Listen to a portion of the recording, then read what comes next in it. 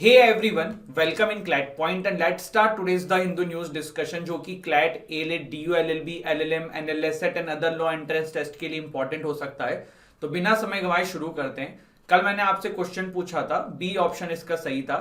And आज मेरा quiz का क्वेश्चन है, in which year Dogri language was included in the 8th schedule of Indian constitution. And comment section में इसका जवाब जरूर दीजिएगा। आगे बढ़ते हैं। क्लैट पॉइंट आपको ऑफर करता है CLAT UG, CLAT PG, DU LLB, NLSAT, AILET UG and PG के कोर्सेज।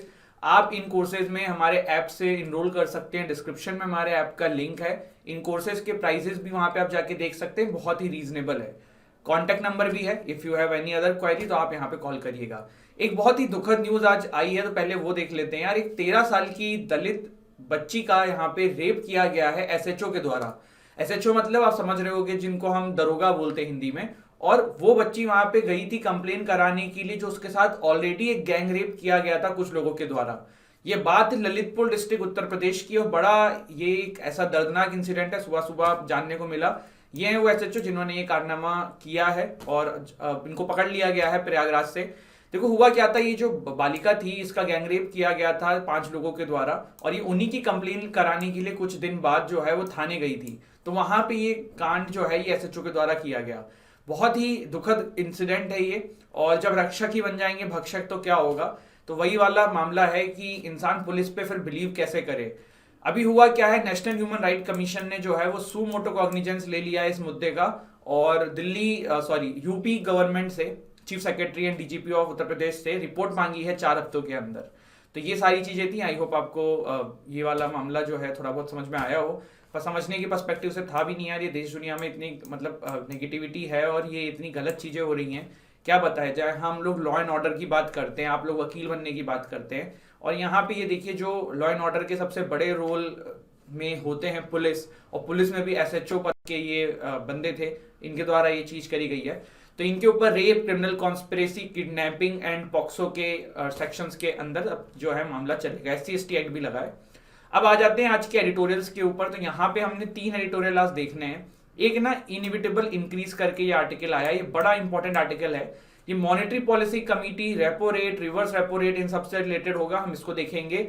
अभी हुआ क्या है, मॉनेटरी पॉलिसी कमिटी ने रेपो रेट बढ़ाई है, तो उसी पे आर्टिकल आया हुआ है। इसके अलावा यहाँ पे in the time of war ये आर्टिकल देखा जाएगा। ठीक है, चलिए फिर आगे बढ़ते हैं। Economic speed bumps yes but no breakdown. अभी ये आर्टिकल किस चीज से रिलेटेड है, ये देखो नेपाल से रिलेटेड है। यहाँ पे जो ये वाला आर्टिकल था, इसको थोड़ा सा मैं बता देता हूँ आपको। देखो कहा ही जा रहा है कि नेपाल में भी अभी हालत जो है वो बड़ी गंभीर है। वहां की इकोनॉमी भी काफी सारी प्रॉब्लम फेस कर रही है। अब इसके वजह से क्या हो रहा है, अनुमान कुछ लोग ये लगा रहे हैं कि नेपाल जो है वो अगला श्रीलंका बनेगा।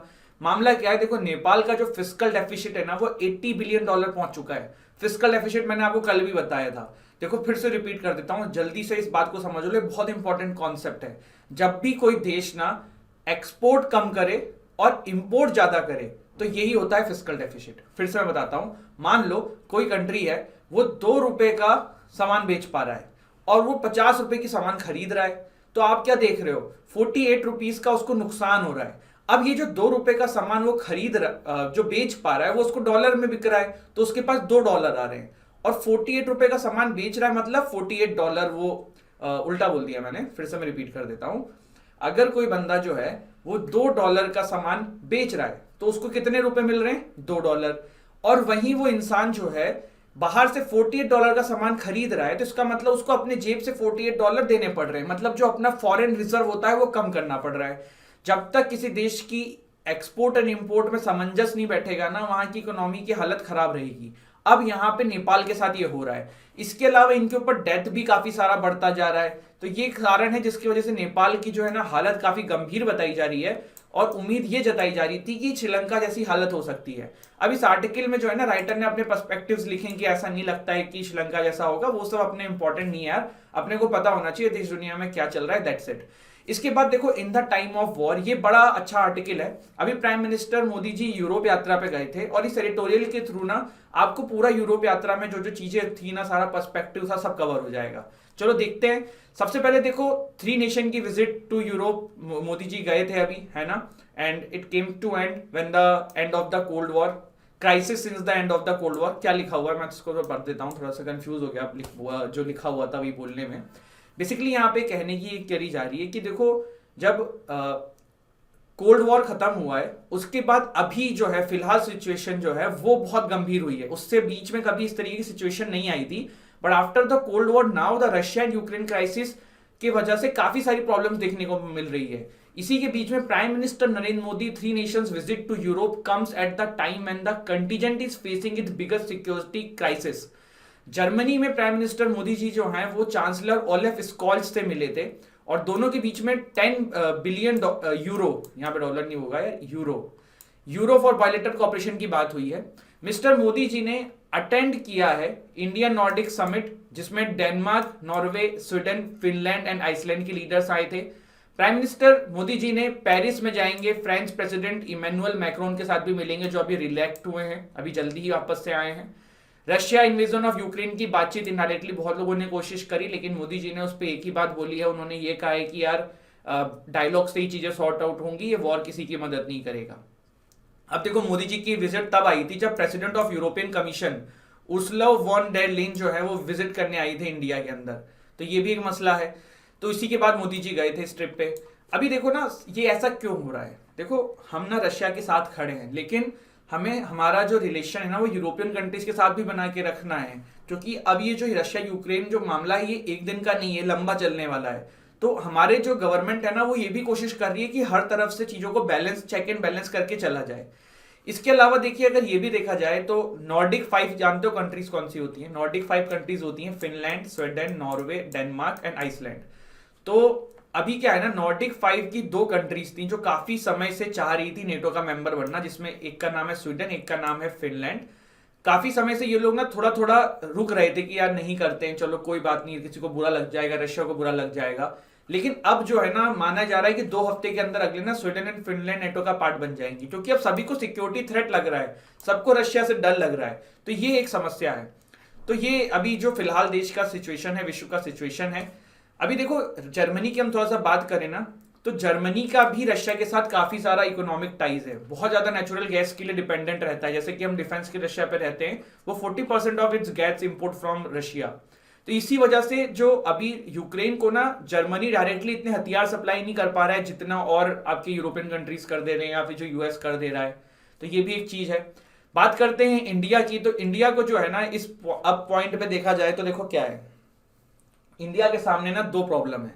पहली प्रॉब्लम तो ये है कि यार रशिया का सपोर्ट करते रहना है इनडायरेक्टली जैसे हम कर रहे हैं, पर हमें हमारे यूरोपियन कंट्रीज के साथ, यूएस के साथ भी रिलेशन मेंटेन रखने हैं। अब ये कैसे किया जाएगा? आप रशिया को भी नाखुश नहीं कर सकते, कुछ ऐसे स्टेटमेंट देते हो कि रशिया नाखुश हो जाए, वो भी समस्या है। तो ये सारी जो प्रॉब्लम्स है ना, इन सब का सॉल्यूशन यही है कि इंडिया जो है अपना स्टैंड रखे कि भाई हम किसी के भी साथ नहीं रहते हैं, हम अपना जो हमारा वो है वो रखेंगे। जैसे कि यूएस ने हमें कहा था कि यार आप ऑयल हमसे, आप रशिया से क्यों ले रहे हो, आप ऑयल लेना रशिया से बंद कर दो। तो इंडिया ने ये कहा था कि आप भी उस दाम पे हमको दो, हम आपसे भी लेंगे। तो इस तरीके का जो हमारा एक मतलब स्टैंड है ना, जो किसी की भी तरफ नहीं दिख रहा है, वो सही है, बट इसी को मेंटेन रखना है। और इसको मेंटेन कैसे रखना है ना, इसमें बड़ी समस्या है, क्योंकि कहीं ना कहीं प्रेशर आता रहेगा विद टाइम। तो वही राइटर लास्ट में बोल रहे हैं, the challenge before New Delhi is to build a stronger strategic future with Europe, with immediately disrupting its complex but vital partnership with an increasingly isolated angry Russia। क्योंकि देखो यार, आप ऐसे देख लो, रशिया आपका दोस्त है, इधर यूरोपियन कंट्रीज यूएस हो गए और इधर इंडिया हो गए। अब यार रशिया तो भाई बिल्कुल आइसोलेट हो चुका है ना, उसको तो सब तंग कर रहे हैं। तो यहाँ पे आप इसको थोड़ा सा भी कुछ उल्टा, मतलब अगर इसके प्रति साथ में संवेदनशीलता नहीं रखोगे और थोड़ा सा भी कुछ उल्टा बोल दोगे, तो रशिया जो आपका मित्र है वो नाराज हो जाएगा। देखो इसको ना एक लॉजिक की तरीके से देखो, आपके 3 दोस्त हैं, ठीक है, 3 दोस्त में से कभी कोई एक दोस्त ना जब बुरे समय में हो और उस समय उसको कुछ भी उल्टा बोल दोगे ना, थोड़ा सा ही बोल दोगे, उसको बुरा लग जाएगा। तो अभी रशिया इसी समस्या में आके बैठा हुआ है, इसलिए रशिया के साथ तो बहुत संवेदनशीलता रखनी ही है, पर साथ ही साथ बाकी कंट्रीज से भी अपने रिलेशन मेंटेन रखने। ये चीज यहाँ पे कही गई है इस आर्टिकल के थ्रू, ठीक है। इसके बाद देखो अगला आर्टिकल है इनएविटेबल इंक्रीज। अब ये क्या है? देखो इसी से रिलेटेड एक न्यूज भी आई है आज द हिंदू में, वो भी देख लो। RBI surprises with 40 BPS rate increase amid inflation आराम। हुआ क्या है? देखो हमारी मॉनेटरी पॉलिसी कमिटी ने डिसाइड किया है कि रेपो रेट को 4.4% कर देंगे, 40 बेसिक पॉइंट बढ़ा देंगे विद इमीडिएट इफेक्ट। अब पहले तो थोड़ा सा रेपो रेट वेट पे आएंगे, उससे पहले ये जान लो कि ये मॉनेटरी पॉलिसी कमेटी क्या होती है। देखो मॉनेटरी पॉलिसी कमेटी ना आपकी repo rate, reverse repo rate, bank rate ये सब तय करती है। मॉनेटरी पॉलिसी कमेटी के अंदर होते हैं आरबीआई के गवर्नर, दूसरा बंदा होता है फ्रॉम आरबीआई, तीसरा बंदा इज ऑल्सो फ्रॉम आरबीआई, चौथा गवर्नमेंट नॉमिनेटेड, पांचवा गवर्नमेंट नॉमिनेटेड, छठवा गवर्नमेंट नॉमिनेटेड। तो 6 मेंबर्स की ये मॉनेटरी पॉलिसी कमेटी होती है। ये आपके जो है बाय मंथली मिलते हैं, ठीक है, ये ध्यान रखिएगा, बाय मंथली ये लोग मिलते हैं।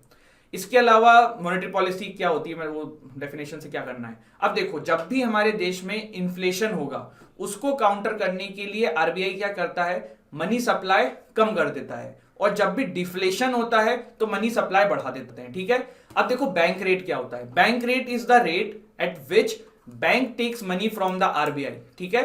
तो ये क्या होता है आपका बैंक रेट कहलाता है। जिस रेट से बैंक आरबीआई से पैसा उठाता है उस रेट को बैंक रेट कहते हैं, ठीक है। अब एक क्वेश्चन इसी से रिलेटेड सॉल्व करने की कोशिश करो। The lowering of bank rate by the Reserve Bank of India leads to, जब बैंक रेट को कम कर देगा आरबीआई तो उससे क्या होगा, जो दूसरे बैंक से वो खूब सारा पैसा आरबीआई से लेंगे भैया कम इंटरेस्ट पे, और जब वो खूब सारा पैसा आरबीआई से लेंगे कम इंटरेस्ट पे तो वो जनता को भी कम पैसों पे कम इंटरेस्ट रेट पे लोन देंगे। तो इसका मतलब मोर लिक्विडिटी इन द मार्केट, पहला आंसर जो होगा इसका सही होगा। इसके बाद देखो आता है रेपो रेट। रेपो रेट क्या होता है, repo rate is the rate at which RBI से बैंक्स टेक मनी और साथ में कुछ कोलेट्रल रखते हैं। यहां पे देखो ना कोलेट्रल नहीं रखना होता है, पर यहां पे कुछ कोलेट्रल रखना होता है, और ये शॉर्ट टर्म लोन्स जो है ना वो रेपो रेट कहलाते हैं। ज्यादा जो पैसा है ना वो इसी के थ्रू मिलता है, रेपो रेट के थ्रू बैंकों को। इसमें क्या होता है, आपको कुछ कोलेट्रल रखना होता है, उसके बदले में आरबीआई आपको जो है वो पैसा देता है। फिर एक आता है रिवर्स रेपो रेट। ये क्या होता है, देखो जब किसी बैंक के पास बहुत ज्यादा पैसा है, पैसा कैसे होता है, जब कोई लोन लेने ही नहीं आता है मार्केट में, भाई लोगों को लोन की जरूरत नहीं है, कोविड के दौरान ये चीज देखने को मिली थी, लोग अपना पैसा बचाने में लगे हुए थे। तो उस सिचुएशन में क्या होता है, बैंक ना अपना मनी पार्क कर देता है। कहां पे पार्क कर देता है, आरबीआई को पार्क कर देता है, और इसी पार्क मनी को कहते हैं रिवर्स रेपो रेट। और इसके बदले में आरबीआई जो है वो इनको जो है कुछ इंटरेस्ट पे करता है, तो यही रिवर्स रेपो रेट की तरह कहलाता है। तो ये आई होप आपको चीजें समझ में आई हो, और अभी क्या फैसला हुआ वो भी मैंने आपको बता दिया है। तो आई होप ये चीजें क्लियर हो, ठीक है। अब इसके बाद देखिए, president has no role to play in Perarivalan's plea says Supreme Court. देखो मामला क्या है ना, मामला है तमिलनाडु का। राजीव गांधी असैसिनेशन केस में जो बंदा जेल में मतलब इतने दिन से है, उसके ऊपर ना एक मर्सी प्ली डाली गई थी। तो गवर्नर ने तमिलनाडु के ये बात ना प्रेसिडेंट के ऊपर छोड़ दी कि अब आप डिसाइड करिए। तो उसी पे हमारे सुप्रीम कोर्ट में जस्टिस एल नागेश्वर राय जी ने ये कहा है कि भैया प्रेसिडेंट की कोई अथॉरिटी नहीं है। आर्टिकल 161 जो है हमारे कॉन्स्टिट्यूशन का, वो गवर्नर को पावर देता है कि भैया आप डिसाइड करो, और वो भी आपको डिसाइड करने का पावर जो है ना वो मिलता है aid and advice of the cabinet. तो जब कैबिनेट ने ऑलरेडी डिसाइड कर दिया है कि उनको देना है, तो फिर आपको भी देना है, आपको उनकी बात सुननी होगी। तो ये बात यहाँ पे इस सुप्रीम कोर्ट में यहाँ पे जस्टिस एल नागेश्वर राव जी ने कही है। NEET exemption bill send to home ministry. काफी समय से तमिलनाडु का यह मसला था कि नीट एग्जाम्शन बिल जो है वो पास नहीं कर रहे हैं, गवर्नर आगे नहीं भेज रहे हैं। तो फाइनली जो है गवर्नर ने होम मिनिस्ट्री को भेज दिया है और प्रेसिडेंट के पास जाएगा। फिर देखते हैं प्रेसिडेंट मंजूरी देते हैं कि नहीं देते हैं, या प्रेसिडेंट भी उसको कुछ समय के लिए होल्ड कर लेते हैं। Day 2 curfew continues in Jodhpur. Jodhpur की हालत सही नहीं है, वहां पे कम्युनल क्लैशेस हुए थे और वो अभी तक चल रहे हैं, और उसका जो दूसरा दिन है वो भी यहाँ पे अभी कर्फ्यू में ही चल रहा है, ठीक है। Delhi high court direct Twitter to take down defamatory tweets, ठीक है। In latest show of force North Korea fire ballistic missile. तो नॉर्थ कोरिया जो है वो थमने का नाम ले नहीं रही है। बैलिस्टिक मिसाइल क्या होता है, और एक और मैंने आपको मिसाइल का तरीका नाम बताया था, supersonic missile, cruise missile, hypersonic missile. तो देखो जो बैलिस्टिक मिसाइल होती है ना वो पैराबोलिक तरीके से जाती हैं, ये होती हैं, ठीक है। और वहीं जो आपकी क्रूज मिसाइल होती हैं वो आपकी थोड़ा सा ऊपर जाती है, फिर उनका जो पाथ होता है ना वो इस तरीके से स्ट्रेट होता है, और फिर वो यहाँ पे चली जाती हैं। रडार के मतलब जैसे अगर ये आपसे कभी एग्जाम में आ जाए कि रडार के रेंज में जल्दी कौन सी मिसाइल डिटेक्ट हो सकती है, तो ऑफ कोर्स बैलिस्टिक मिसाइल देखो जो ऊपर एल्टीट्यूड पे उड़ती है, ये रडार के सामने आ सकती है, रडार इसको जल्दी पकड़ सकता है comparatively to the cruise missile, ठीक है। और एक में देखो रॉकेट इंजन होता है बैलिस्टिक मिसाइल में, और जो आपका क्रूज मिसाइल होता है इसमें जेट इंजन लगता है, ठीक है। चलिए, Beijing extend Covid curbs closes dozens of subway station. तो जीरो कोविड पॉलिसी जो है वो बीजिंग की कंटिन्यू है, और मैंने आपको इसके पीछे रीजन बताया था कि क्यों चाइना ये कर रहा है, क्योंकि जी जिनपिंग की खुद की ये पॉलिसी है और वो अब कैसे इससे बैकआउट कर लें। लोग काफी गुस्से में हैं, लोग काफी आक्रोश में हैं और चीजें जो है वहां पे डिफिकल्ट हो सकती हैं विद टाइम। और अभी क्योंकि उनके खुद के भी कम्युनिस्ट पार्टी के इलेक्शंस हैं, जिसमें इंटरनल इलेक्शन है, जिसमें उनका लीडर चुना जाएगा, तो जी जिनपिंग साहब जो है कोई रिस्क नहीं लेना चाहते, इसीलिए वो ना मतलब जीरो कोविड पॉलिसी को तो लगता नहीं किसी भी एंगल से बंद करेंगे और ये चीजें कंटिन्यू रहेंगी। लेकिन चाइना के लिए ये चीज अच्छी नहीं है, इकोनॉमिकली भी और लोगों के लिए भी। तो यहाँ पे हमने ये सारी चीजें देखी हैं। दिस इज इट गाइज, ये था हमारा आज का सेशन। जल्दी से एक बार रिपीट कर लेते हैं। Beijing extends COVID curbs, supersonic, hypersonic, ballistic. Delhi high court Twitter वाला देखा। Day 2 curfew continues in Jodhpur. NEET exemption bill send to home ministry. President has no role to play in Perarivalan's plea says Supreme Court. Repo rate, reverse repo rate, bank rate हमने देखा। By monthly monetary policy के बारे में जाना। RBI surpluses with 40 BPS rate increase amid inflation. Inevitable increase वाला editorial इसी से related था। मोदी जी की यूरोपियन यात्रा देख ली हमने। एंड इसी के साथ हमारा आज का सेशन जो है वो होता है खत्म। आप इन कोर्सेज में इनरोल करना चाहें, डिस्क्रिप्शन में हमारा नंबर है, वहां पे कांटेक्ट कर सकते हैं। ऐप डाउनलोड करके डेमो देख सकते हैं, इन कोर्सेज में इनरोल कर सकते हैं। Thank you so much guys. जय हिंद, जय भारत।